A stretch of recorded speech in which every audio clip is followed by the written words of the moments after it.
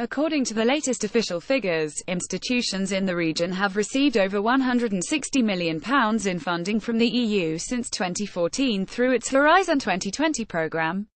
The government has already committed to underwriting any successful Horizon grant bids, as well as announcing additional funding for research and development.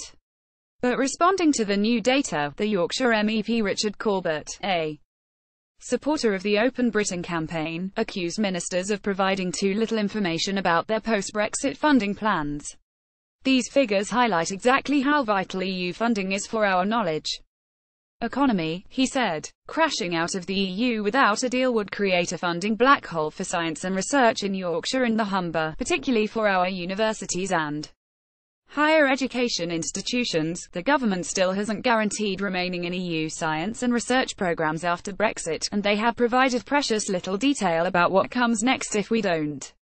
Ministers must ensure that no universities or projects in Yorkshire and the Humber lose a penny in funding because of Brexit, both up to 2020 and beyond.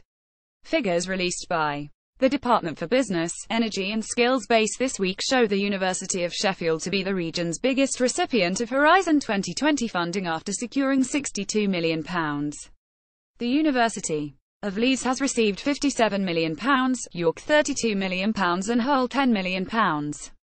The industry body Universities UK has previously called for urgent clarification on the future of these funding streams, as well as the Erasmus Student Exchange Programme. Speaking earlier this month, the organisation's president, Professor Janet Beer, warned that without this clarity important European research programmes could stall. Responding to Mr. Corbett's comments, a base spokesman said, the government has placed science and innovation at the heart of its industrial strategy and announced an additional £2.3 billion for research and development.